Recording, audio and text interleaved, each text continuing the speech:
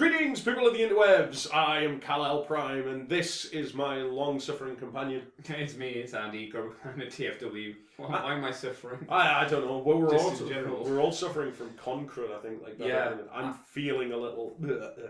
Have you got ill over the past couple of days? Because I know Mr. Taz got a cough in his throat recently, but I don't. I've personally been. My throat's been a bit funny, but I think that's just with the amount of talking I've been doing. oh, so yeah, definitely. Yeah, there's been a lot of loud talking in the bars at night. Yeah, but I have seen a couple of people posting on Facebook where they're just like, "I am ill," so Yes, it's like same. I am not a well man. This is weird. I was actually thinking about this. It's like, you know, I'm going to go out on a limb here and just say this is episode 2 of the Tech Spec Show. Oh, Jesus. We're just bringing that back after 2 years. We're finally getting around to the second episode. I barely remember the Tech Spec Show. All I remember was us just goofing around for 10 minutes.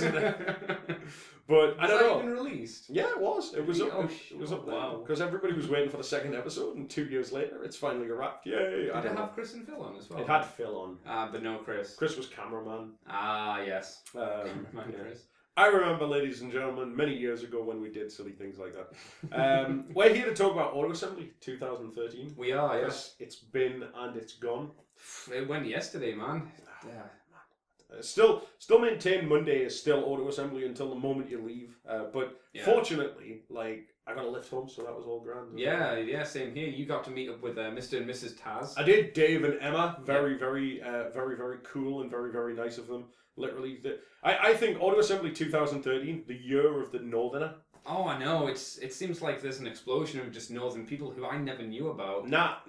Obviously, we knew of the Mighty Grimlock on YouTube. You knew about the Mighty Grimlock from years back. Yeah. Okay. So like, let's just I'll just tell the Mighty Grimlock story.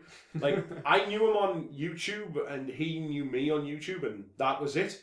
And on the Saturday night, you guys were doing the podcasting panel. That's right. Yeah. And I got a phone call, and it was from Magic Man Jamie, who was phoning me on behalf of Razatron, who was phoning me on behalf of the Mighty Grimlock. Right. So, like, 3 steps, they finally met, shot out, lived out for 5 minutes, went over, found him in the restaurant, and he's standing there with his food, and he's got a vest top on, and he's just got down his upper arm just a giant Devastator tattoo, and despite the fact that I didn't recognise him, I recognised that Devastator tattoo. And it turns out that I'd met him years ago when he worked in a video game shop, and I tried to get him to break the release date on Transformers the Armada video game for the PS2. So what's that? 2003? Well, hold on, no. RID was 2000. Yeah. Armada was 2001. To 2002. And I think it came out like as Energon was about to come out, or just after Energon, because they were going to change the title, weren't they, to Armada Hunt for, like, Countdown to Energon or something like that. That sounds about right, yeah. So, like, 2002, 2003. Yeah, and, like, that was crazy. It was just like... He didn't remember you, though. He didn't remember me, no, but he remembered that. And I just remember it because we were having a conversation in his shop. And he went, "Oh, you like Transformers?" Like, yeah. Like, whoa, my mind is blown. Giant Devastator tattoo. But yeah, like there was a bunch of guys, like you say, Emma and Dave, Mr. and Mrs. Taz. Yeah. Spelled with an S, not with a Z. And yeah, like just a few others who like I met over the course of the weekend, and then obviously you have the Scottish contingent as well. Of course, yeah. So I mean, the discussion I've heard from you, anyways. At some point, we're going to try and sort out a northern meet. Yeah. So southern Scottish people who want to come down to it, or people a little bit further down from Newcastle can come up to it. We're going to release the details at some point once they've been a bit more hammered out, I'm sure. Yeah, I've been speaking to Gruffy. And like we've been talking about like random things. So if you live up north, or Newcastle is somewhere that you can get to, because damn it, we're going to have it in Newcastle because it's easier for us. I'm sure we even discussed like they should have auto assembly in Newcastle. Why? Because we're here. Because we're here, it's easier for us. But yeah, so if you guys can get up there and stuff like that, we will be like hammering details out and putting stuff up closer towards the time. Because I mean, there's have it, so why can't we? Well, exactly, and there's an even ScottCon as well. Like Andy Turnbull and all those guys do that. That's right. Did you see me Facebook post that I posted? I don't think so. No. Of him teaching you to swear. Oh no, I didn't see There's that. a video Is that- on Facebook. Oh, it's a now. video. Yeah. Oh yeah. god. He commented that you nailed it on Monday morning just as you. Because I was dead Monday morning. And that's the only way you can speak Scottish is if you're a little dead inside. I think it's Annie Turnbull Scottish though, because him and Ralph kept saying I had too much twinkle of life in my eye, but by Monday there was nothing left of me. I was just dead. So they're like, "You got it." I was like, "Oh, so to get it, I need to die, basically." Yeah, it's understandable. It's understandable. So, Audio Assembly 2013. You and I probably had the most different experiences because Oddly enough, yeah. yeah, because my experience was basically running around on stage. Yes, Dave And- simply hasn't changed. No, I haven't. I've literally, I have literally come from Audio Assembly to Andy's house. I haven't. Actually. I actually have been washed and stuff like that. And you lot disappeared for like hours at a time. I don't know, I know. what was going on. I can barely remember anything of this weekend. It still feels like it's probably Thursday or Friday now because I left for Gruffy's house on Wednesday to go to Carlisle Yeah. to hang out there, and the weekend vanished. Yeah, Instantly vanished. that's it. I got the train down on Thursday. I got there just before you guys. Yeah. I got there about midday, 1 o'clock Thursday, and I blinked. Yeah, it's gone. And it was Monday. Yeah. I'm not sure if it felt like the fastest AA, but it certainly feels like one of the quickest ones to have gone by. Yeah. It was Not that it was bad or anything. I think it's just it was so full of stuff to do and there was no stopping. It was kind of weird actually because the Friday is normally setup day for the convention, and we're always running around like headless chickens, especially with the AV equipment. Yeah. And this year, the AV guys that we had were just the best guys in the world, and we were sitting around on the Friday afternoon bored because we literally had nothing to do. Really? And then the moment the Friday night stuff started, bang, that was it. I was lost. But yeah, absolutely crazy. Like fantastic. So, where should we start? Friday night. Friday night. Did you come to any of the panels or No, anything? didn't bother. Yeah. I'm not really a panel guy, so for the No. most part I just thought, I'll go and socialise with people, hang out in the bar. I think Yeah. that's what I did for most of the time. Well, the Friday night, the Friday night panel was quite cool. We ended Which up one? well, All all of of them to be honest. We got How did it go? It went the Overlord panel. there was we had the James and Nick kicked us off, and they did a deconstruction of Mulder Meets the Eye issue 2. Sorry, Robots and Last Stand of the Wreckers issue 2. Right. Which was the issue, in case you can't remember, where they invade Garrus 9. All I'm going to say is as well, Alex Milne Yeah. has clearly just created the fangirl, How like so? the hardcore. Well, they were there at the convention, Right, yeah. right? I'm going to tell you this, ladies and gentlemen. When they got to the last page of Last Stand of the Wreckers issue 2, which is the Overlord sitting over Verity as she gets out of the pod, I physically saw women squinting in their seats. Really? It's like, I was like, Jesus, man. I mean, James Roberts is a very, very attractive man. Yeah. But calm your passions. Yeah. It was interesting because when we met James Roberts, was it on the Friday? Yeah. Amy said he would probably be dressed as, I think in her words, an islander. Uh-huh. And he came off the plane in his tiny little tight shorts and his very bright tight shirt. Yeah, yeah. You can always guarantee James Roberts has a look to him. Yeah. However, what's absolutely hilarious, and I've got photographic evidence of this, and I'll post this up probably at some point, despite the fact that he is, writer king and Mulder Meets the Eye legend and all of that stuff, it's always hilarious to find him on his hands and knees rummaging through back issues of Marvel Comics, Oh, really? trying to find issues that are in better condition than his. So he's just replacing them to get Yeah, like near mint condition. Yeah, he's wow. got like 3 sets now or something because he Oh my keeps just God. finding better versions of the ones he's got, and he's just That's crazy. yeah. But it's more the fact that there's 300 and odd issues of that. Including the Marvel UK stuff or just the American stuff? I don't know if he's got an American set, but I know he's got a full British set. I'm sure he will have Probably, one. yeah. But it's more the fact that he can obviously from memory recall which issues are in which condition and what he's looking. Crazy. But hey, You know, so Well, I've to got, be fair, you were the guy back a few years ago who could remember every single exclusive cover from Dreamwave that you needed and that you had. that's true. That's true. So but we're talking about like 300 issues. yeah, 300 odd issues is mental. So that was cool. The panel started off with that, and then we got Chris McFeely on stage, and he sort of went through the origin of Overlord as a Japanese character. Ooh. Chris McFeely on stage trying to explain the plotline to Super God Master Force is hilarious. How so? Because you listen to it, because you and I have watched the show, Yeah. and it's probably the best of the 3 Takara shows. Without a shadow of a doubt, yeah. But when he's trying to explain the plot of it, it just sounds fucking ridiculous. It's just like, I suppose it kind of is. yeah, it very much is. Yeah.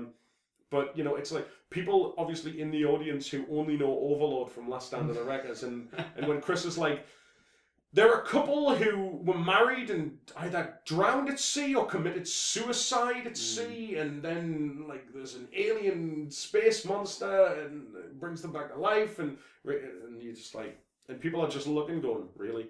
Did they have that look on the face? Yeah, there was like, a lot of what? people who were just like, isn't he the one with the sexy lips? No, before the lips.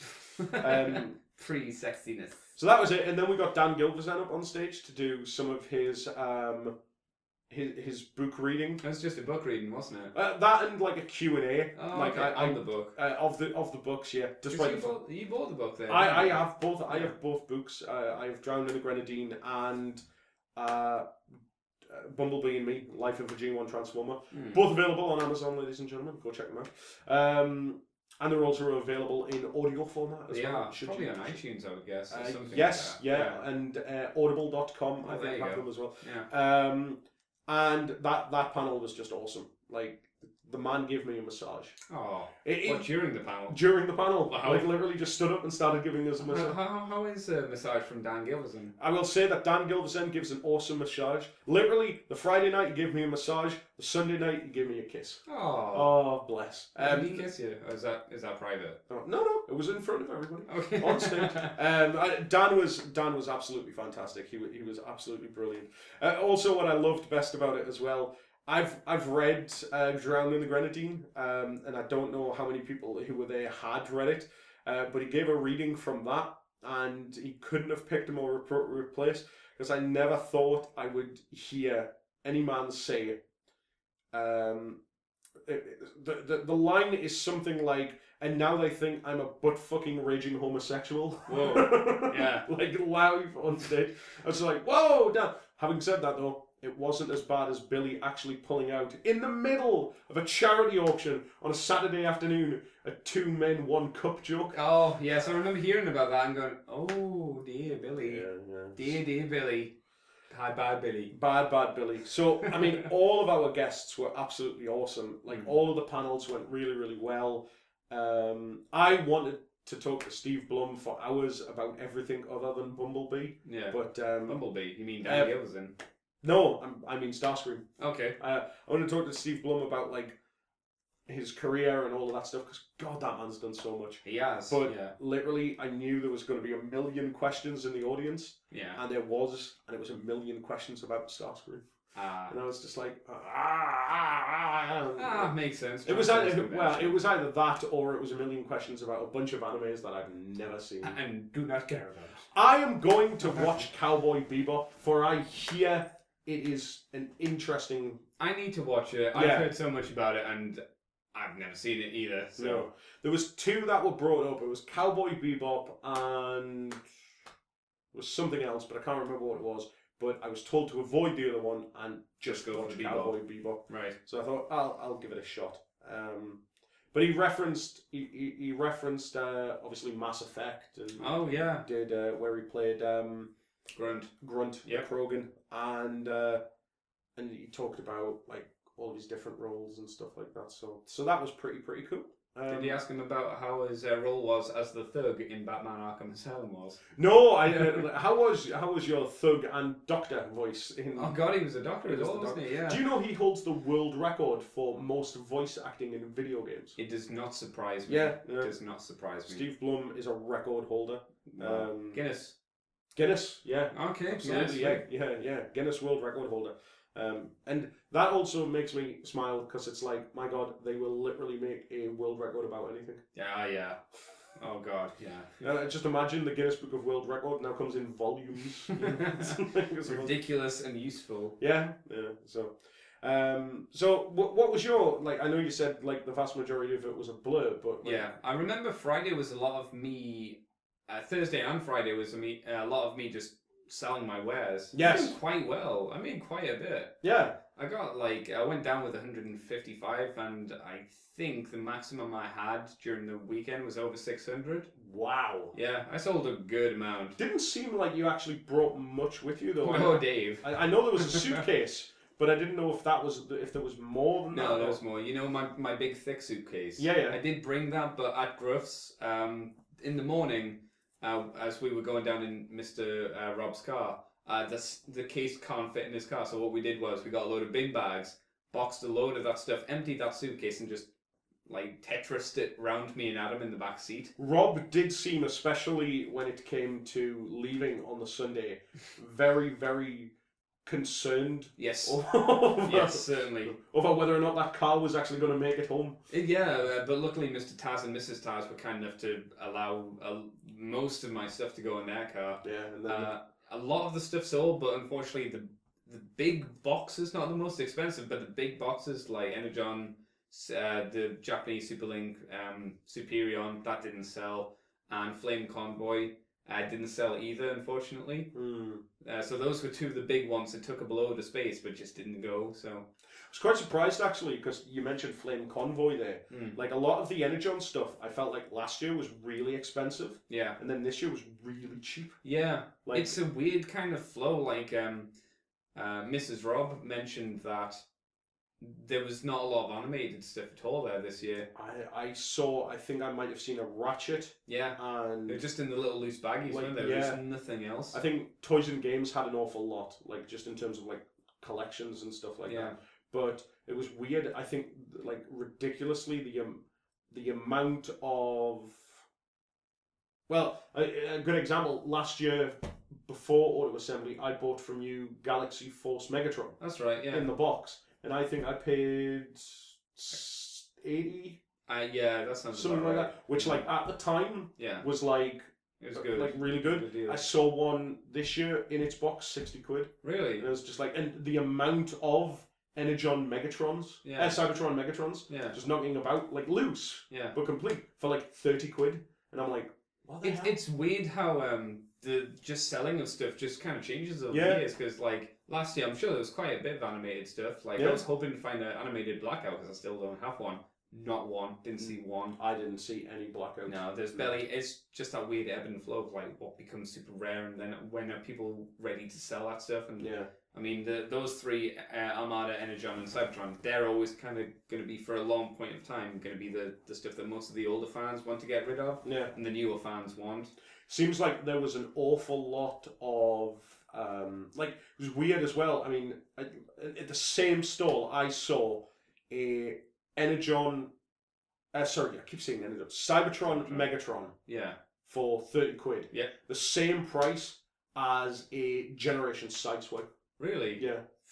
Like the Generations toys, some of them just the price on them is just crazy, absolutely crazy. It's because of like the fans want that old kind of aesthetic, but they want all the articulation and the new stuff. So it's like when I saw Generations toys behind, like Generations toys that you could buy in shops in the last 5 years. Yeah. Behind glass cabinets. That's weird. That's really freaky to me. I was just like, wow, that's really weird, crazy. But yeah, so I hear. I hear through the grapevine as well that, and a little note to people as well, when people are out selling their wares, be gentle with them. Oh yeah, I am fairly gentle. It's just like, hey, just look at my stuff, you know? Yeah, but apparently some people aren't as caring, no. Mr. Jim and Mr. Timey, they're very aggressive with their sales strategy. Like, you want this, you don't have it. Especially Jim. Jim's kind of a monster when he tries to sell things to people. Really? Yeah, he really gets into trying to sell it for all it's worth, and I appreciate it, but I'm just, that's not my style. I'm just like kicking back on. Yeah, they're like, you telling them the truth about it. It's like, Yeah. I And to go away happy. I was quite surprised actually when I saw people had signs. Yes. Yeah, I wrote a sign and it was just please buy my stuff with a sad face, and then Rob decided to start like drawing loads of things like me with a massive chin, so I looked like a sleazy car salesman. One with someone holding a matrix above Prime's head, I think it was. It's just yeah, I'm guessing he was just like, I'm bored, starts drawing, and then by the end of I think it was maybe Thursday or Friday night actually, it was just this big pile of signs all over my place, and I was like, I need to move these signs because they're covering up my stuff. It was like I honestly do think, and I know, like I am not saying this. I'm wearing an Auto Assembly T-shirt, but I'm not saying this as a member of the Auto Assembly. I honestly have this feeling that like within like by this time next year, like there will literally be a fan sales like thing completely separate to AA, like on a Thursday night, just people being like, well, BotCon has that. BotCon has their oh god, what's it called? Parts thing, which is usually done up in somebody's room, and people yeah, just the parts swap thing. That's it, yeah, and they just come in and they pick up the stuff and give money, and that's it. Because there were people with bloody like plastic crates yeah, and stuff. Tricky had a crate. He actually sold his crate, which I thought was kind of funny. Well, hey, people need to take things home. Exactly. So yeah, just like an awful lot of crazy dealings going on, which Yeah. was a shame as well because I literally didn't have time to have a look through any of that stuff. Right. Which was a shame because I've been watching some people's videos of like, hey, I bought this sort of thing, Yeah. and I'm like, I would have had that. I would have had that. Yeah. I don't know about you, but I didn't spend a huge amount of time looking through the dealer room. No. I did about 15 minutes before the doors were due to open. I did one loop around the dealer room, picked up. We'll go through some of the stuff here, but nothing. I don't think I picked up a single thing in the dealer room after the convention started. Really? Yeah. I think everything. Yes, I bought a few things on impulse. It's not here, but I bought the show coloured reissue Devastator. Yeah. 'Cause it was 60 quid. Yeah, that's a really good price for a combiner. I was like, it's Devastator, it's a G1 Devastator. You get to get rid of It's not the right colour, and I don't like the almost lime green colour that it's got going on. But what the hell? It's 60 quid. And it's to replace that awful knockoff one that you and I both have. Yeah, it's an awful knockoff. And on top of everything else, like hook complete. Yeah. Like, not broken is, that's a rarity at least. Exactly, like a £15-20 toy anyway. So I'm hoping that because it's a reissue, he shouldn't be quite so easy to turn to dust. Yeah, well, that's it. Yeah, like literally everything that I bought this year, with the exception of the art prints and stuff like that, I had bought before the convention and took great pride walking out of the convention door while everybody's queuing up with me, just with a stack of stuff, just walking, and everybody's like, oh, they've got that. I did. Oh, they've got that. Not anymore. They haven't, son. One of the first things I saw on the Saturday morning as I came down was somebody walking with the SDCC Metroplex toy. I was like, wow! Straight away that had gone instantly. Apparently, I mean that seemed to be the toy of the convention. The Metroplexes. Yeah. I know. Kapow sold out of their Fort Max reissues. That they brought with them, and their Metroplexes. How many Metroplexes did they actually bring, and how many Fort Maxes? Because that would have taken up hella room. I know. I think I saw at least 2 or 3 Fort Maxes on the stall. Wow. I don't know whether or not they had any more. Right. But I definitely saw. God, I wouldn't even care to think how many Metroplexes there were. A lot. There were a lot. Yeah. There was the San Diego Comic-Con ones. There was the just the general released ones. But quite funny actually. Billy Edwards, Duprez, he bought his San Diego Comic-Con one and the handle broke. No way. Yeah. Oh gee. And it wouldn't come anywhere close to his suitcase, so I'm just like, good luck getting that one home, mate. I was tempted during the night to like open it up, pinch the decoys. And just leave it and just... Yeah, pretty much. Chris McFeely actually came up to our room at one point and the sticker sheet had fallen out of the box. Yeah. Chris McFeely looked at the sticker sheet and went, oh crap. I was like, what? He was like, that's actual like Cybertronian on there. I need to decode it for the wiki. Oh, seriously? So, yeah, apparently the stickers are actually Cybertronic, so whatever it was. The language that Jim Sorensen decoded back in Right. Beast Wars, apparently. So Metroplex says something on these stickers. We don't know what yet. But stuff that isn't on the normal release. No, the stickers are exactly the same. Oh, okay. They were just a weird. There were a more shiny, metallic look to them on the San Diego Comic Con okay. one. Yeah. Actually, I don't even know if it is a San Diego Comic Con one. I can't keep track of all the Metroplexes. Yeah. Like a dozen of them. There's 3, I think. Yeah. There's the original release, the SDCC one, and then the Asian one, Yeah. which is meant to be the best because it's got black wash on it or something. I know his was the one with the chrome and stuff like that. Right. The chromed face on Metroplex. I wouldn't imagine that looked great. Doesn't. I don't think it did. No. But yeah, so it was like weird the sales thing. Yeah, like, definitely. I saw a lot of people. Sitting in the bar area. A lot of people disappearing through the convention and stuff. I heard that quite a bit. I can't remember who it was, but a couple of people told me that this isn't a fault with AA, it's just what seemed to happen this year. A lot of people were splitting off and doing their own thing. But I guess I didn't notice because I was splitting off and doing my own thing. Yeah. But to be fair, I'm not entirely surprised because the bar did get filled with quilters. Yes, we were running in side by side with QuiltCon. Yeah, and QuiltCon was huge from what I hear. Huge. That was actually at the NEC arena. Yeah, that was at the arena, and that took up 3 halls, all quilting. Just so many people. I'm actually quite happy to see the number of photographs that people have got with them from Auto Assembly hanging out with the quilters. Yeah. It's did you hear Gruffy almost pulled one? Really? Yeah. Oh God, doesn't surprise me. Yeah, me neither. He was talking to her, being Gruffalock, being kind, and then she said to him, "You gonna go and buy a drink?" And he's like, "No, I'm gonna get mine from the room. It's free up there. It's a free distillery." And she said, "Oh, and what room number is that?" I know. Hey, I have to believe that somebody pulled a quilter. at some point over the course of this weekend, an auto assembler and a quilter came together and created some kind of plushie. I could see that. Yeah, I could see it being McFeely maybe. Ooh. Yeah. He's got that lovely beard this year. He's got that lovely beard. Yeah, he does. Yeah. But he's got those powerful legs due to his training on his exercise bike. That's true, yeah. There was so it was very, very busy in the bar, and I can understand why people would probably feel a bit like I also felt as well though that we were a slight annoyance to the quilters at sometimes, and I was like, I'm sorry. One of the first times I talked with a quilter, me and Tricky, it was when they came up to us and say, "Are you going to be using the buses tomorrow?"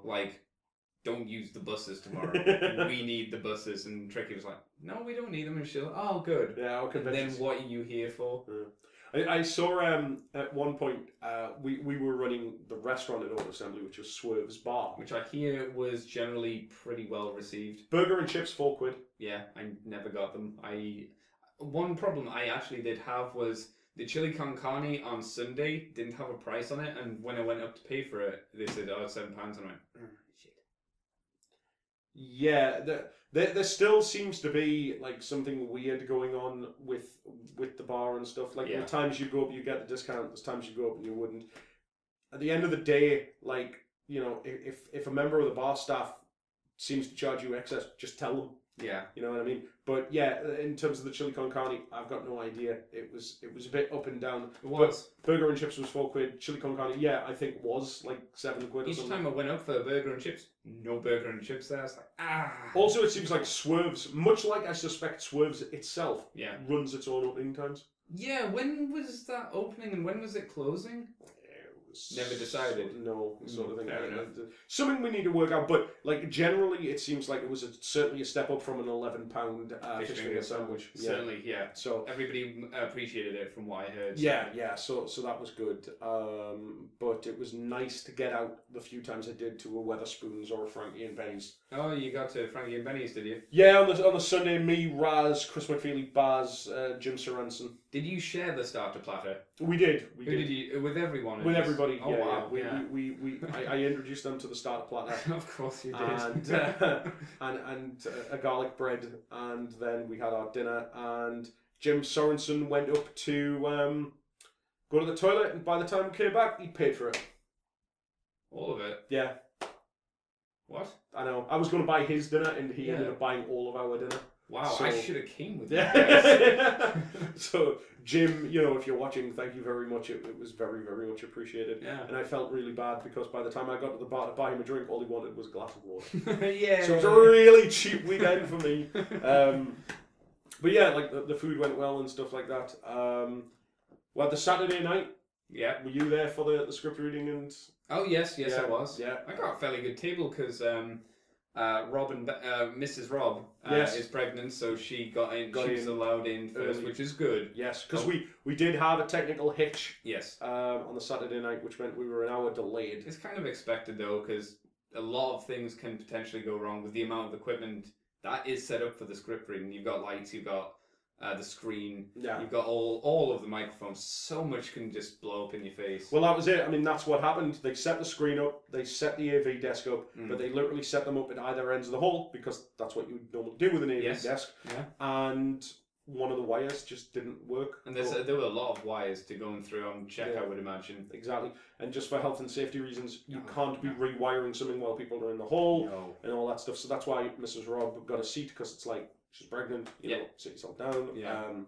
But yeah, it's like, we were an hour delayed, but all in all, I think the Saturday night, It was a much improved script reading from last year, I think. you could hear it, Yeah, definitely. That was handy. which was great. The AV guys were absolutely amazing. I said this on the Saturday night, but one of the AV guys like gave up going out to like an engagement party to Really? like fix the AV. Oh, that's equipment. really good of him. Yeah. I mean, obviously he would have gone afterwards and Oh, stuff, yeah. but that's still an hour of his night given over to trying to fix the problem. Yeah. Um, Cosplay competition went well as well. yeah, Some really good ones in there. Really good ones. That Grimlock was crazy. I know, it, like actually transformed. Well, there was some mumblings in the ground that you were a weakling not being able to pick up that sword. That sword was freaking heavy, man. I tell you, What was like, it made from? like plexiglass, like plastic, like full on Like plastic. it looked like full thick plastic. It didn't Yeah. look like it'd be light. I like that actually looked like something you would buy in a shop. Mm. Like genuinely, I mean, it looked amazing. I would love to have gotten like a picture of it and stuff like that. And, Yeah. but Yeah, because the Grimlock only did it that one night, didn't he? And then it was just like, no, never wearing it. I couldn't imagine anybody wanting to wear that. No. Like for Not for walking around the con anyway. Dave Tree's cosplay of Unicron in space. Oh, that was Dave Tree. Yeah. Oh man, was that was pretty special. was pretty special. Yeah. I think he gave Unicron to Issa because I was able to have a look at it and I went, oh, that's what it is. It's a Death Star with sellotape on it. Yeah, and what was brilliant about it was, and I don't know if anybody saw this. Did you see what he'd written on it? Like in The sellotape. in sellotape. Something about a moon. It was wasn't just Got Moon. Got question Moon, mark. Which I thought was good. The Izzat and Tori They were Roman my- skids. They were my two favorite costumes. I really thought Tori did a crazy good job on them. Yeah, they were absolutely mint. Yeah, Especially with the lighting and stuff like that. yeah. I would probably say that the one that didn't get anything, like, I mean, this was how good it was. Like the judges in previous years have given 3 winners. Mm. This year they went, we'll give you 3 winners. We'll do a groups one because there was the blaster Yeah. and all that stuff, and we'll give some honourable shout outs. And the Skybite didn't even get any of them, and the Skybite was amazing. Yeah, that Skyboat was really good. I kind of felt bad that they didn't get anything. I know. Yeah. It was like literally, I there was so many this year that were just like, wow, Yeah. like just genuinely wow. It kind of shows how, and there were cosplayers as well that were just in the crowd that didn't want to enter into the competition. Amy, Yeah, I didn't see. I only vaguely saw her with the blue wig, but I saw her most of the convention running around in a tiny little dungarees. yeah, And she was saying she didn't feel comfortable showing so much leg. bless. There was quite a few people who were actually doing that costume that Yeah. never went into the cosplay competition. I guess obviously people like Will. He's crazy. Yeah, He uses the rage. that cosplay competition was was crazy. I'll be interested to see what they do for next year because it'll probably be even bigger with being the 30th anniversary. I would guess. Yeah, I mean it has been. It's literally gotten better and better and better every single year. Getting more and more people because we got. How many people did we get in the end by the Saturday? Do you know? It's like because I know my ticket was when I got mine. It was like 791 or something. I want to say like 816 or something like that. Like naturally with any con like this, you get people who eventually on the day don't show up. Oh yeah. And stuff like that. But to be honest, I think of that there was maybe only about 20 people or something like that. That's alright. So like in terms of tickets and stuff, yeah. And next year, it's the movie. Yep. Oh God, yeah. It's the 30th anniversary. I mean, if it doesn't get close to 1,000 next year, I'll be surprised. I'd be a little bit disappointed if it doesn't at least get to the 900. Yeah, I think it'll. I think we'll probably be looking at 1,000. I hope so. It's like it'd be crazy. Yeah. Because I think with it being the 30th anniversary, you want to make that effort. Yeah. Even if you're a casual fan and all that stuff, you probably want to do it. But you know, tickets are on sale. You can buy them now. There's the script reading, obviously. We won't go too much into that because it probably will end up online at some time. And maybe it was recorded. Yeah. Okay. And the audio worked this time, so it's good enough reason to get it up this year. Yeah, and then we had the guest announcements for next year. Yeah. Which some of them were quite surprising. Yeah. Townsend Coleman's coming back. Yeah. A very terrifying video from Townsend Coleman. I'm gonna say this. There's two guys announced, which was the ones that we announced. Flint Dilley, Livio Ramondelli, and Townsend Coleman. Peter Spivot, who was Skybite in Robots in Disguise, and Michael McConaughey, or McConaughey, Trax and Cosmos, and David Sobolov. Yeah. And on the Friday night, we were getting ready to just go through all the videos and stuff. But we had to turn all the audio down in case anybody heard anything. Yeah. So all we see is the Townsend Coleman video of just this child with these just arms around him. And then the next video we see is the Peter Spivot one of just this child, and then we're like, what the hell is going on? We couldn't hear the audio. We're like, is there some kind of weird theme going on or something like that? But the guests were cool. Yeah. And I'm glad the announcement for David Sobolov went well with him. It got a big reaction. Yeah, because that was my idea as well. Was have the portal open up and have him. I was thinking that's a good choice for a clip for an entrance. Yeah, so that was you that did that. I didn't do the video. Adam did the video, but I suggested it and found the clip. Yeah, that was a good choice by you then. Yeah, my only concern was because Frank Welker shows up in that clip. I was like, please don't think it's Frank Welker. Yeah, I was like. Which scene is this? This wouldn't be Megatron, and then I was like, no, Megatron's in that scene. So and then coming to Auto Assembly 2014 is logical. Yes. Yeah. He's done more than Shockwave as well. So Depth Charge for Beast Wars. Depth Charge is cool. Yeah, absolutely.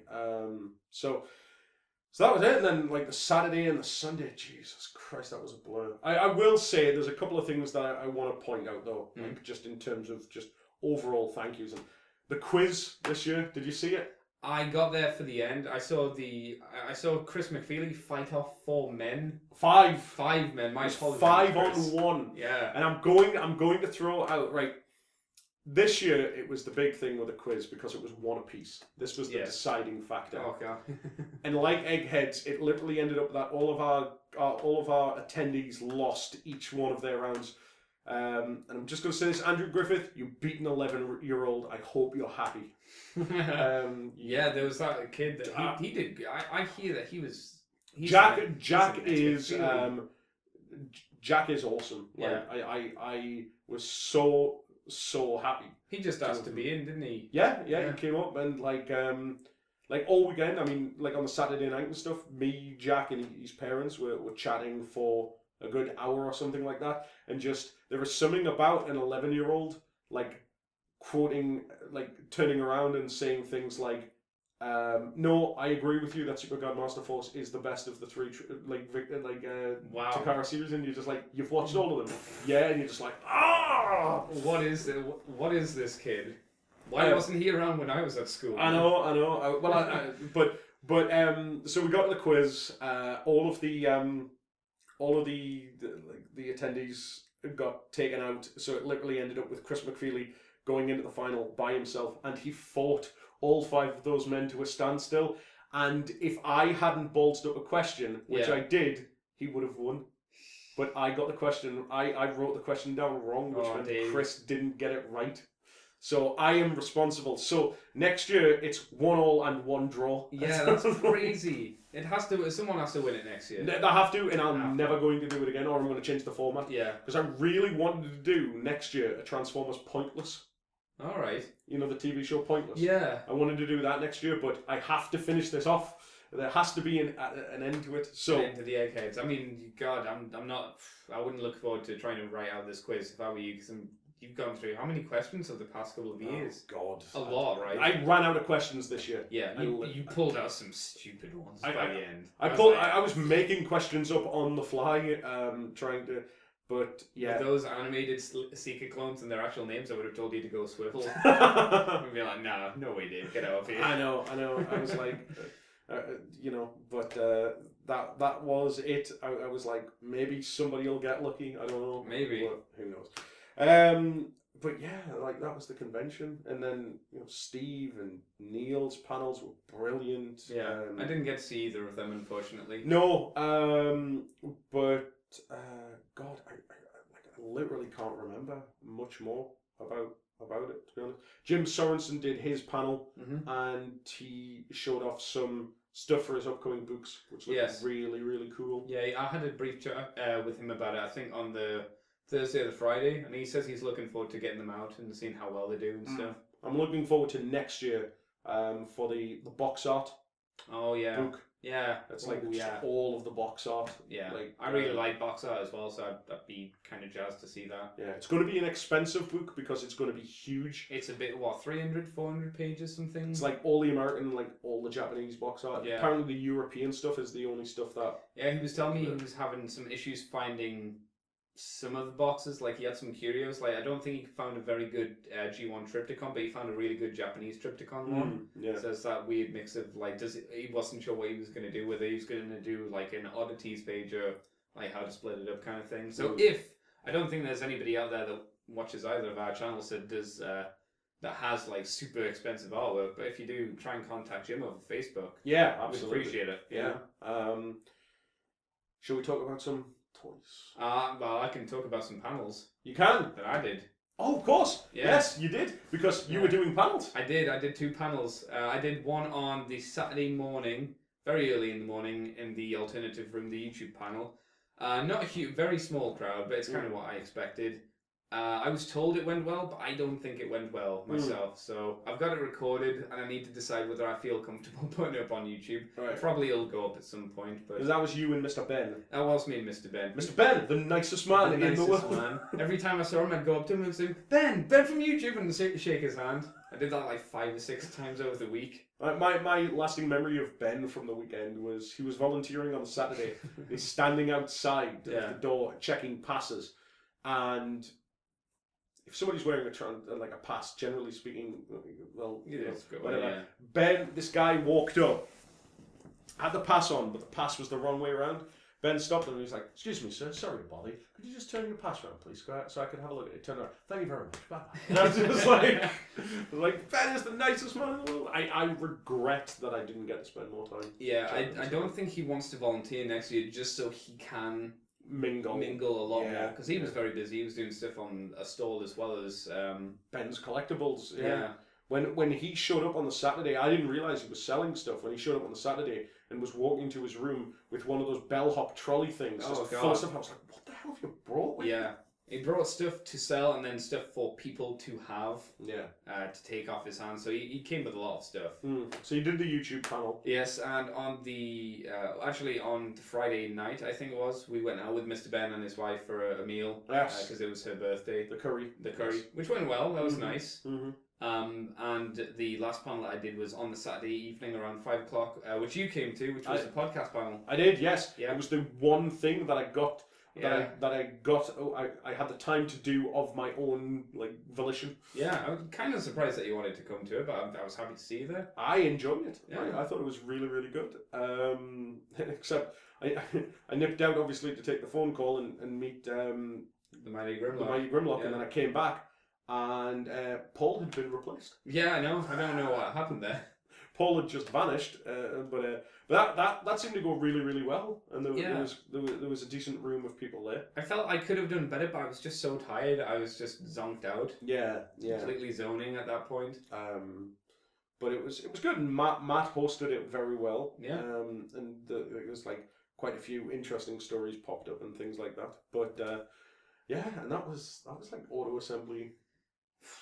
That was us briefly going over auto assembly as brief as we can go. And I mean, this vid's probably running quite long at this point. Probably well over 20 minutes now. I would think so. If we're not over half an hour. Shall we talk about some plastic crap? I think we should.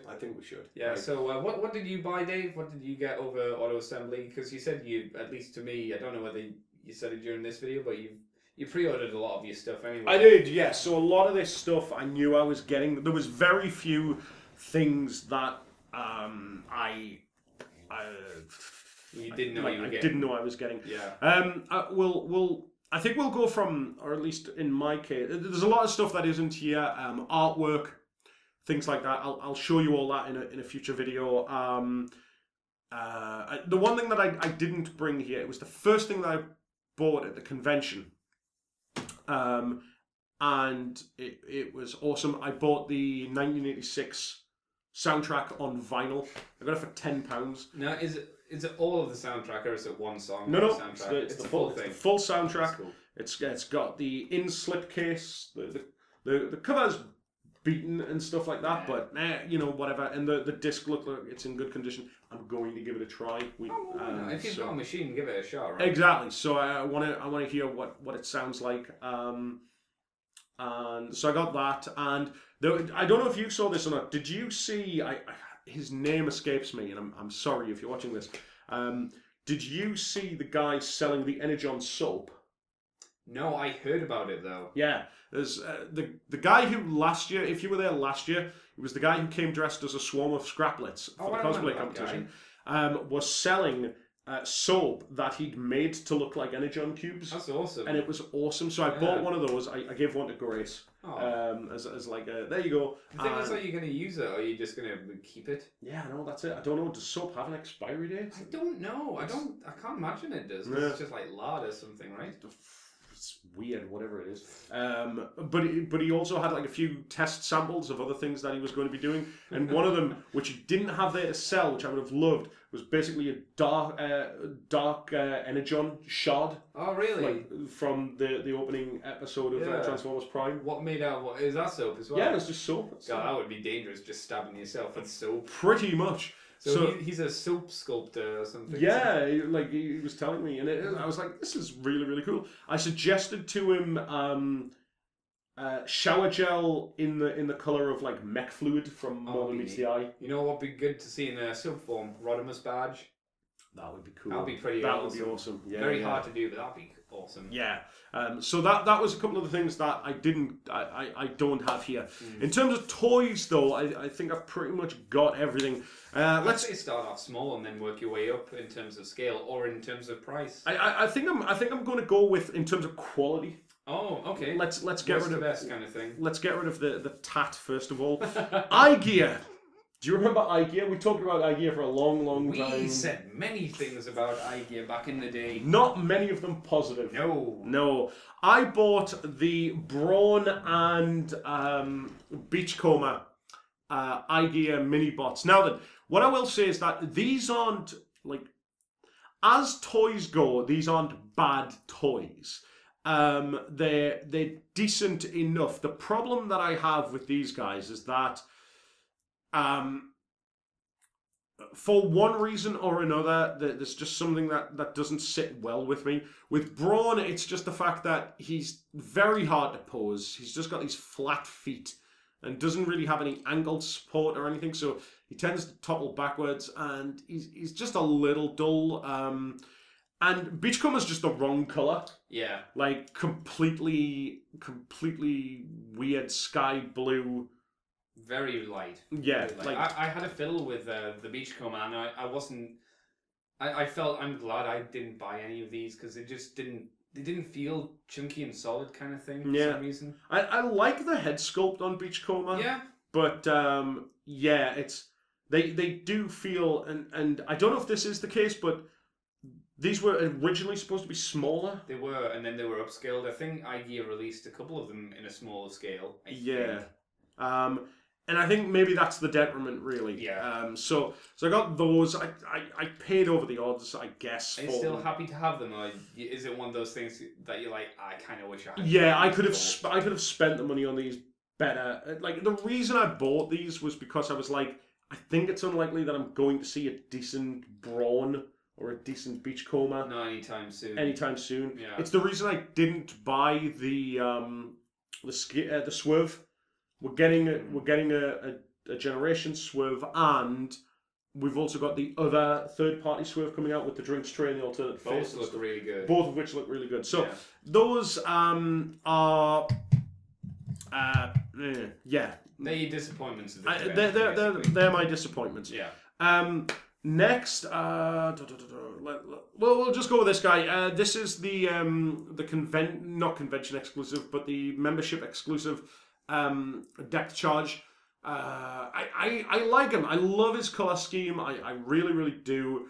And it's the first time we've had the mold as and well. it's the first time I've had the mold, and he is a really, really nice mold. Yeah. I was a little surprised, actually. A lot of people going on about how he's such an original mold, but he screams very much Energon Starscream to me. Oh yeah, it's based off the what's his name? Smoke Jumper, yeah. And then they've reused it. It is a slight rejigging of it, but it's the same basic idea behind it. Yeah. I do like how the chest is made up though. I think that's kind of neat. No, that's true. Yeah, the chest is where the plane differs and stuff like that. I like the head sculpt on this guy, and he's all right, but just I think as depth charge, he's just a little too slender and not as beefy as he should be. Did you see the colour they did for him for BotCon into Machine War Starscream? No.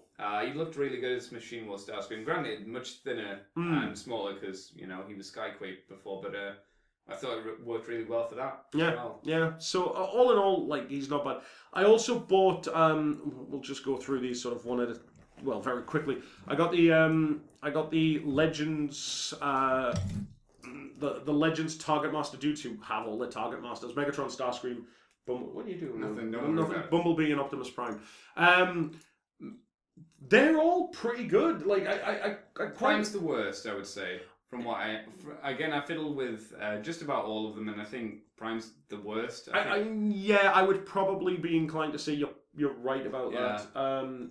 I would love to have seen him in a bigger scale, though. Like just the design, you mean? Just that design, yeah. The Don Figueroa stuff, you can love it or hate it, but the Prime bit, I kind of like. We are getting a third party in that design anyway. That's true. It's Toy World that's doing it, if I think remember. so, yes, yeah.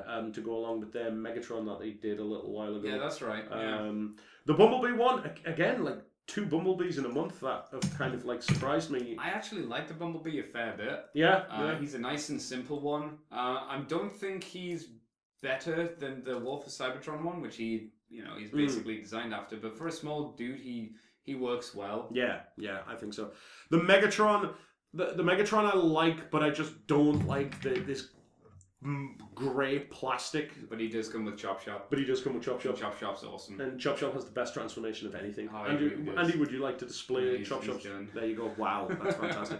But I like his tank mode. But I think Starscream is my favorite of the set. I love the proportions on him. I love the design on him.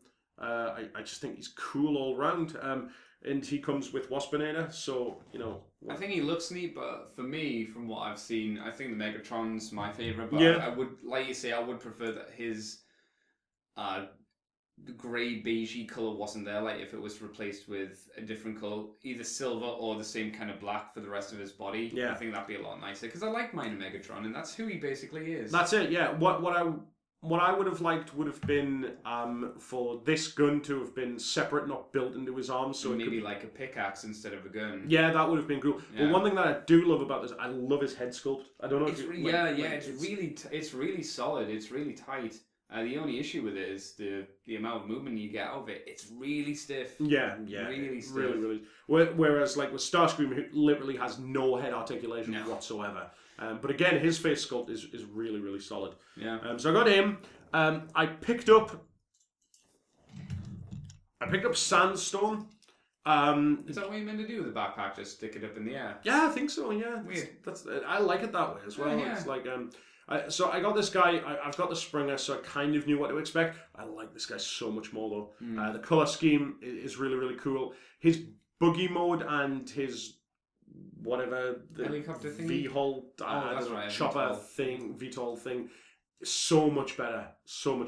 Only problem I've got with him is his arms are a little loose. You can see is that just because of the gun, or is that just... Yeah, like if he doesn't have the gun, he can, like, his arms will, but he's a little looser, and like his head is weird. I'm just showing this to Andy so he can verify what I'm saying because you're too far away. If I do that, his head doesn't move. But if you just try moving his head, like... Oh, wow. Yeah, it's like weird. Yeah. It's like... It's solid, but it just feels loose. Like it's just rocking around all over. But he's got amazing light piping. Like, really, really cool. So I really, really liked him. Then we get on to like the big daddies. These are the big daddies of the convention. I took a pounding from King Grimlock because I went for the Hasbro release rather than the Japanese release. Did he disapprove of that? He did. Why is that? Because he's grimy and he wants you to spend more money. Well, that's a weird thing. The master, like, I spent more money because this was 150, right? And the Takara one was only 130. But I thought, well, you can't get the tapes anymore. Are they just not available? Apparently, they're just sold out everywhere.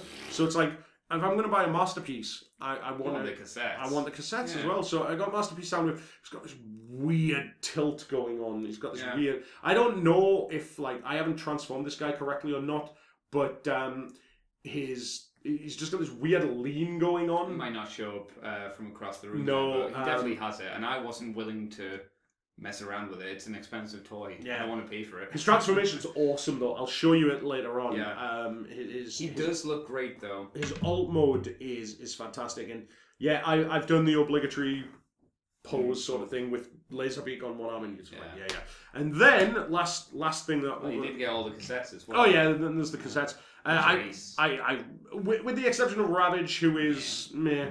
It's just to stick with legs as for Ravage. Yeah, you've got the Laserbeak and Buzzsaw.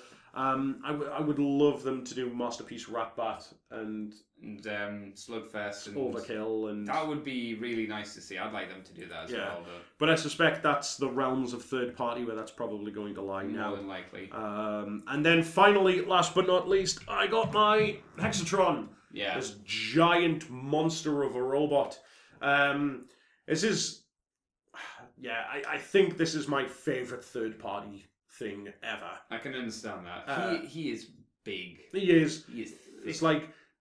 You could say like, oh, he's very much a Generations, like a Masterpiece, but I just think of this guy as Six-Shot, you know, as he was when he fought the Autobots in the IDW series. When he got punched by Metroplex. No, like before that, you remember when he showed up on Earth, and I think it was Escalation, and like they were fighting, and like they just knew that they just had to get out of dodge and stuff. And he's just like, come on, and he's awesome. He's just huge. I love his swords. They're a great inclusion. Yeah. His transformations. It's good actually because I transformed him without instructions, which was really, really nice into all 6 modes. So and like I say, apart from artwork and stuff like that, that's pretty much me. I'd say it was a fairly successful haul. I would, yeah. So what about you? Let's talk about some stuff that. Well, we'll go down my list of things. I can show artwork because this is my house, and I've got them all here. Amy was kind enough to get me the BotCon exclusive cover for the My Little Pony comic with Pinkie Pie and Optimus Prime looking very confused. Do you like the fact that Pinkie Pie is wearing the Sorry outfit from Animated? Yes, yes. And I just love the confusion of Optimus Prime. He doesn't know whether or not to kill it or to save it. He's like, wow, no, not me, go away. I don't understand. It's a really cool cover. So yeah, thank you, Amy, for getting me that. I'll go through the. No, I'll save that stuff for later because that stuff's my favorite stuff. Save that stuff. I bought from. Let's put this guy over here. I bought from Bob the Jetfire drone. I think that's what it is, isn't it? The drone Jetfire. Yes. Drone. Yeah. I bought this because I've got the Ultra and I don't really like it. I'm gonna probably sell the Ultra at some point because I think this looks a lot more accurate and it has a much better transformation. And it was only a $5. So I was like, whatever. Exactly. You You can't go wrong with a $5. No, he's cool, and I like the fact that you can do the legs thing. Yeah, with him. I think it's a bit more successful again doing that leg thing with him than it is with the Ultra. The Ultra. That's right. They were Ultra. Yeah, they were Ultra class toys. Yeah. I picked this up from Dom. Most of the stuff will be from Dom. I picked up a boxed. The box is over there somewhere. A boxed Scorponok because I had the Japanese version, and the tail was so stiff that when I turned it round, the tail had just snapped off, which was incredibly depressing for the first time you play with a toy, and it just breaks. And I've tried to even move the joint just to see if it's loosened up after so long, and it hasn't. The peg for the Bumblebee thing seems to have snapped a little bit, but I've got the spare one upstairs anyway. So you can just swap it over. Exactly, so that's not a fuss. So I'm happy to finally have a Scorponok that's not completely knackered. Scorponok's a quality toy as well. He really is fun. Yeah. I remember I had a friend who had him and I wasn't allowed to play with him. He was also the friend that had Serpentera, which I wasn't allowed to play with. And he also played in front of me. WrestleMania 2000? He played that in front of me and I said, could I have a go? Is he still your friend? No. Excellent. Where to go next? I go with this guy. Again, this was with the help of Amy. I got Electrons, plural? Electro? I don't know. Something like that. I got him because, he's a laser rod dude, basically, a G2, and he's even got the G2 symbol. And I really like his paint scheme. And the head's not too bad on him either. No. This is the first time I've had this mold. I haven't had the cup, didn't get the swerve. What do you think of the cup? What do you think of the mold? I'm not a fan of it. I'm not the biggest fan. I think it certainly has issues here and there, niggles. Like, I really don't like his chest area, the optical illusion. When I first transformed it, I felt like it should come forward a lot more. Yeah. Instead of hanging in the back. I think I broke my cup toy, because there's obviously a mechanism in here as to how this is supposed to transform, and I just sort of brute forced it. But yeah, it's the cup was all right. The swerve was downright atrocious. Really? Well, the fact that they're making a new swerve sort of suggests it wasn't real. Yeah. But his head's pretty cool. But I never had an affinity for the laser rod. No, guy, no, but it's G2, and I had the red laser rod dude who's missing that part of his arm. Right. His forearm, I suppose. Is that a common thing? One of his doors is a little bit. Both of his doors for his arms are a little bit loose. Not that I was remembering. Probably just reuse of the mold. Well, it has been used quite a few times at this point, but I'm fairly happy with him. I think he looks nice and pretty. He stands out on the shelf, and he's nice and toffee coloured. That's a nice 90s kind of colour scheme for him. Who to go for next? I will probably go for Bondage Tom Selleck. This is obviously G1 Pretender Stranglehold. I've wanted him for a very long time because I like his shell because it's completely ridiculous. Completely stupid. Mighty thighs. It's just the biggest thighs. They are. I'm not sure if they're even thighs because they're right there. They're right on the side. It's like he's got huge butt muscles that he's covering up with this giant backpack. Oh, Bondage Tom Selleck. Yeah, he has a great mustache. I think he's one of the only human Decepticon pretenders. Yeah. Unless you really want to count Bludgeon, a skeleton with a suit of armor, as a human. Yeah. I can't think of any other Decepticon ones, really. Actually, just while we're talking about Bludgeon, the cosplay Bludgeon was yes, genuinely terrifying. it was pretty good, yeah. Yeah. But no, who doesn't like a bit of Bondage Tom Selleck? Yeah, and this is the second wave of the Pretenders, which I really like because they're nice and simple and fun. Yeah. And there's not too many bits to lose. No, as opposed to the original wave where it's belts and hats and at least 2 weapons or something like that. Yeah, 2 or 3 or 4 weapons, yeah. And the robots looked a lot better in the second wave because they weren't just, don't know. I don't even know how to describe the first wave. They were just thin, very indistinguishable. We'll go for Fierce Swoop next, which I got from Mr. Dom. Give me this. This is what was that line called that had Iron Fist in originally? The Track Dudes or something like that. Oh God. Something like that. They came with these big old weapons that stuck onto them. Yeah. I've wanted Fierce Swoop for a while because he goes perfectly with Predators. And he's bright yellow for a jet. He's got nice stickers on him as well. And I got him at a reasonable price. I think I just need like 1 or 2 more of these, and I've got all of these kind of dudes, which I'm happy about. That's cool. Yeah, again, that kind of 90s, not G2, but sort of G2. Yeah, that's sort of like in-betweeny European exclusive stuff. Yeah, that's the kind of stuff that I grew up with, and that's the stuff I love. And speaking of weird coloured European... yeah, I got Clench finally. Again, Clench was one of those ones that I'd been wanting a while. He has one heel spur, but is missing another. But he doesn't even need the heel spurs because his feet are so big and flat. Yeah. I don't even know why they're there. He's missing like 2 missiles as well from the thing, but his big old battle station, which again is entirely ridiculous, works quite nicely. I like him a lot. You can fold these parts down forward, but they're really tight joints. I was going to say, I mean, one of the things that I love just staring at his light piping is amazing. It's so good. It's like, he's green and pink, and he's a Decepticon with 2 green titties. Yeah, he is.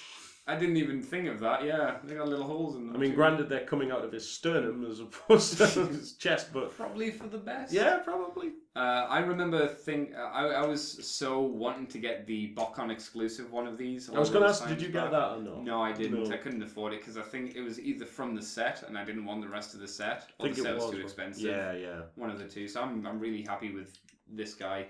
I think I just need Pyro from the Obliterators because it was only those 2, but Pyro turns to dust quite easily since he's gold plasticky. Not good. Oh, I missed off this guy. Oh yes, and yeah, this was the first thing I picked up actually. It's horrible. He is complete, but his bits are floating around. He's got everything. So now I have all of the Decepticon headmasters. Do I have all the Decepticon? No, I don't have all the Decepticon target masters. I just need, what's his name? The tank dude. Quake. I just need Quake, and I've got all the Decepticon target. No, I need Cyclonus as well.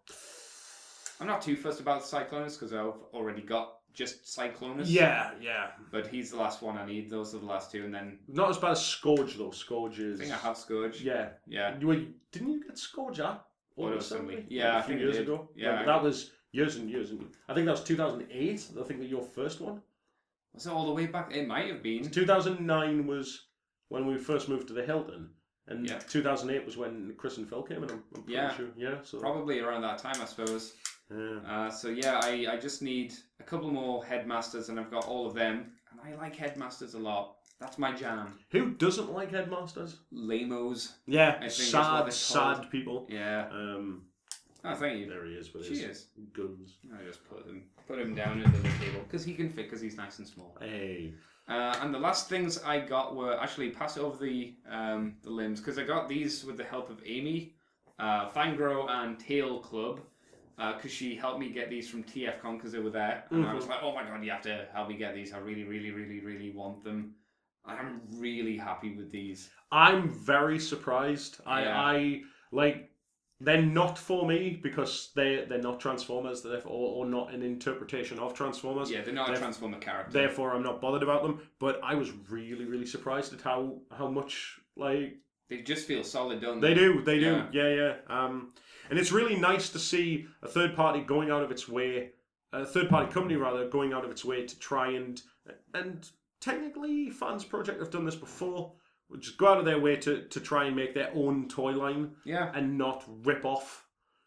Because as much as I love, say, something like Hexatron down there, it is total theft. Yeah, from start to finish, it is completely and utterly theft of a character design and stuff like that. If the third party thing goes away, the thing of the past, this stuff could kind of keep going on because it's not. As far as I'm aware, I don't think it. infringes on No, anything. no, it's a transforming robot. It's nothing. And of course, at the show, I was shocked to find Tusker, and really happy I was able to get him. Just need 2 more now, and God knows when those are going to come out. I really like Tusker. I still don't think his head in robot mode is the best. No. It's real flat, and he has duck lips going on. Super duck lips. But I did have him combined together, all into the Glacial Lord, and I threw in Groove for a leg, and I threw in Drag Strip for a limb. And they work well enough. They give you the idea of the proportions. And his transformation is fantastic again. Yeah, it is clever. I like how it just bulks him out as well. Yeah, it's just really solid.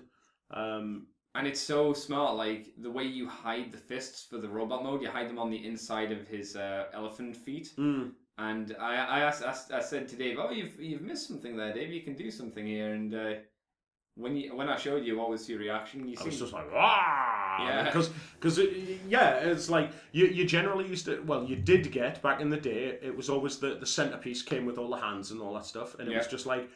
You had to accept the fact that you were just going to get lost. They were just going to get lost. Yeah. Love the fact that he's got that built-in feature. Of course, no child is going to play with him, but you know. Yeah, it actually says on the boxes for these, like, where is it? Plus age 16 plus. Yeah, so, and I absolutely stinking love these boxes. Yeah, they're crazy, especially Tuskers with the coffee stains on top and the what's it called?